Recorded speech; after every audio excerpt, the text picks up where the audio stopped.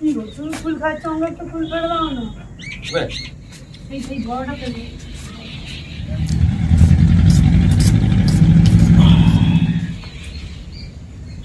সব থেকে বড়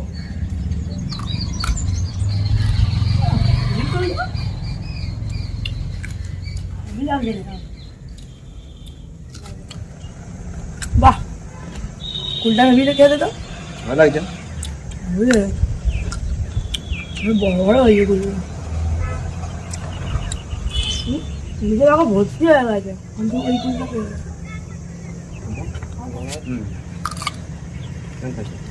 হেভি খেতে, হেভি লাগছে দেখা। দেখ বড় হয়েছে কুলগুলো, ও রোদে দাঁড়িয়ে শীতকালে কুল খাওয়ার মজাই আলাদা। সব ছিল, সব অনুমান সব এরকম জাল দিয়ে নেট দিয়ে হেভি আর টেস্ট হয়েছে। Heavy taste. এটা নুন হলে হেভি লাগবে। হ্যালো বন্ধুরা, welcome back to my channel. শীতকালে দুপুরে খাওয়া দাওয়ার পর ঠান্ডা ঠান্ডা হাতে ছাদে এসে নিজের ছাদ বাগানে লাগানো কুল গাছ থেকে কুল পেড়ে খেতে কার না ভালো লাগে বলুন। চাইলে আপনিও পারবেন এরকম একটি সুন্দর কুল গাছ তৈরি করতে আপনারই ছাদ বাগান। তার জন্যে সামান্য কিছু পরিচর্যা করলেই হবে। এখানে যে কুল গাছটি আমার রয়েছে এটি আমার 2 বছরের গাছ।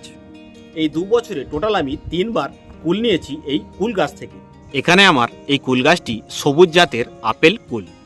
ছাদ বাগানে যে সমস্ত ফলের গাছ খুবই কম পরিচর্যাতেই অতিরিক্ত ফলন দেয় তাদের মধ্যে অন্যতম হলো এই হাইব্রিড জাতের কুলের গাছ। এখানে আমার টোটাল 4টি কুল গাছ রয়েছে, তার মধ্যে এই গাছটি শুধুমাত্র বয়স হয়েছে প্রায় 2 বছরের কাছাকাছি, এবং আরও একটি গাছ রয়েছে যেটা একই সবুজ জাতের হাইব্রিড কুল। আপনার ছাদে এরকম একটি সুন্দর কুলের গাছ টবে অথবা বালতিতে বসালে তাতে কীরকম পরিচর্যা করলে আপনি গাছ ভর্তি ফলন পাবেন, আজ তা নিয়ে বিস্তারিত আলোচনা করব। আমরা বর্তমানে যে সমস্ত কুল গাছগুলি আমরা কিনি সে সমস্ত কুল গাছগুলি হাইব্রিড জাতের কুল। কুলের বিভিন্ন রকম ভ্যারাইটি, বিভিন্ন রকম কোয়ালিটি রয়েছে। তবে এখনকার যে সমস্ত কুল গাছগুলি বছরে 2 বার ফলন দেয়, এই বছরে 2 বার ফলন দেওয়ার মধ্যে একটি হচ্ছে বর্ষাকালে এবং আরও একটি হচ্ছে শীতকালে। তবে বর্ষাকালে যে সমস্ত কুলগুলি আমরা পাই সেই সমস্ত কুল গাছেতে অবশ্যই কীটনাশকের সমস্যা বেশি দেখা দেয়, কিন্তু শীতকালে আমরা যে সমস্ত কুল গাছগুলি থেকে কুল পাই সে সমস্ত কুল গাছে অতটা পরিমাণে কীটনাশকের সমস্যা দেখা দেয় না। কিছু ক্ষেত্রে কীটনাশক লেগেও থাকে, তবে বেশিরভাগ ক্ষেত্রে দেখা যায় কীটনাশকের সমস্যা অতটা একটা হয় না। এখন ডিসেম্বর মাস চলছে, এই ডিসেম্বর মাসেই অলরেডি আমার কুলগুলি পুষ্টি হয়ে গিয়েছে, তবে কিছু কিছু ফুল এখনও রয়েছে যেগুলি পুষ্টি হতে হয়তো জানুয়ারি মাস লেগে যাবে। এখন যেহেতু আমাদের সরস্বতী পুজো আসতে অনেক বাকি, অর্থাৎ ফেব্রুয়ারি মাসে সরস্বতী পুজো। আমরা সবাই জানি সরস্বতী পুজোর পর কুল প্রচুর পরিমাণে বাজারে চাহিদা হয়, কিন্তু যেহেতু এখন ডিসেম্বর মাস চলছে এখন থেকেই বাজারে কুলের চাহিদা বেড়ে গিয়েছে। এখনই আমার ছাদে কুলটি সম্পূর্ণভাবে পুষ্টি হয়ে গিয়েছে, যেটি আপনাদের প্রথমেই ভিডিওতে দেখালাম। সুতরাং বুঝতেই পাচ্ছেন এই কুলের জাতটি কতটা পরিমাণে উন্নত এবং অ্যাডভান্স জাতের কুল। চাইলে আপনারাও পারবেন এরকম একটি সুন্দর কুলের গাছ আপনার ছাদ বাগানে রেডি করতে। তার জন্য তেমন কিছু পরিচর্যা না করলেও কুল গাছ থেকে প্রচুর পরিমাণে কুল পাওয়া সম্ভব। তবে কিছু ক্ষেত্রে আপনাদের অবশ্যই খেয়াল রাখতে হবে কুল গাছটি সঠিক পরিচালনার জন্য। বর্ষাকালে আমাদের এই কুল গাছে প্রচুর পরিমাণে রোগ পোকার আক্রমণ হয়, সেটি কুল গাছের ক্ষেত্রেও হয় এবং কুলের ভেতরেও প্রচুর পরিমাণে পোকা লাগে এই বর্ষাকালে। কিন্তু শীতকালের ক্ষেত্রে এতটা একটা পোকার আক্রমণ লক্ষ্য করা যায় না। হ্যাঁ, কিছু ক্ষেত্রে ছত্রাকনাশক লেগে থাকে যেটি ফলটিকে প্রচুর পরিমাণে ক্ষতিগ্রস্ত হয়। আপনি যদি সঠিক পরিচর্যা করেন এবং সেখানে ছত্রাকনাশকের প্রয়োগ করেন সেক্ষেত্রে দেখা যায় কোনো রকমভাবেই আপনার গাছটিতে রোগ পোকার আক্রমণ অথবা ছত্রাকনাশকের ফলে অতিরিক্ত ফল পড়ে যাওয়া কখনোই হয় না। তবে বন্ধুরা, আমার এই কুল গাছের ক্ষেত্রে যখনই কোনো রকম কোনো রোগ পোকার আক্রমণ দেখি অথবা কোনো কীটনাশকের ক্ষেত্রে দেখি তখনই আমি এই কুল গাছে সাইপারম্যাথিন গ্রুপের কীটনাশক প্রয়োগ করে থাকি। তবে এই শীতকালে ততটা একটা রোগ পোকার আক্রমণ হয় না বলে আমি শুধুমাত্র ছত্রাকনাশকের মাধ্যমে গাছটি রেডি করি। ছাদ বাগানে 2টি বিষয় মাথায় রাখতে হবে কুল গাছের ক্ষেত্রে। কুল আসার আগে আপনি কি করবেন গাছটিতে, এবং কুল আসার পর সেই গাছটিতে আপনি কিরূপ পরিচর্যা করবেন।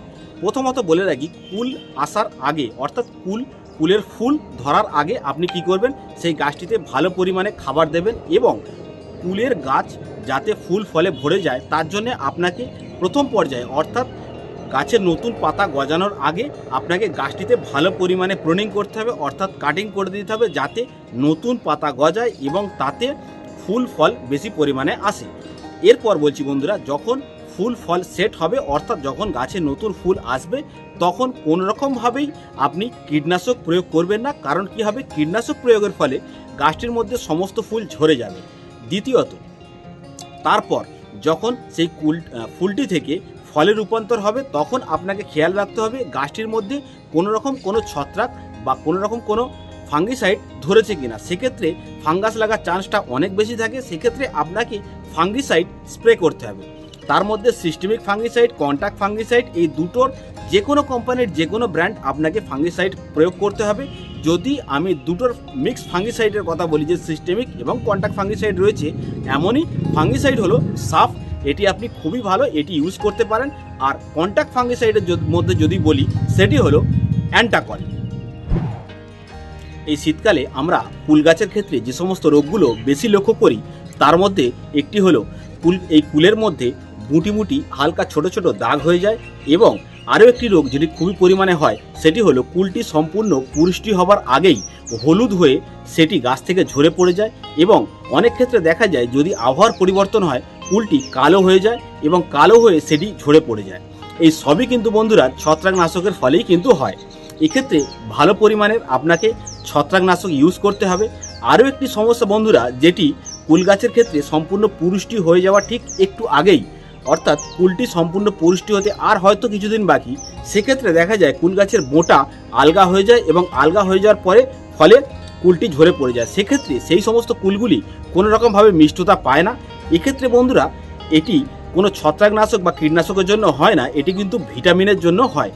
হয়তো দেখা যায় আপনি কুলটি সেট হওয়ার আগে কোনো রকম কোনো গাছে ভিটামিন জাতীয় কোনো কিছু দেননি, যার ফলে কি হয়েছে, গাছটি সম্পূর্ণ পুষ্টি হওয়ার আগেই ঝরে পড়ে যাচ্ছে গাছটির মধ্যে থেকে। এছাড়াও বন্ধুরা যদি আপনার গাছে কোনো রকম কোনো সমস্যা হয়ে থাকে তো আমাকে এই ভিডিওর কমেন্ট বক্সে জানাতে পারেন, আমি সেই প্রশ্নের সঠিক উত্তর দেওয়ার চেষ্টা করব। তো আজকের পর্যন্ত বন্ধুরা এই অবধি, আবার দেখা হচ্ছে পরের ভিডিওতে। ততক্ষণ পর্যন্ত বন্ধুরা টাটা, বাই বাই, জয় হিন্দ।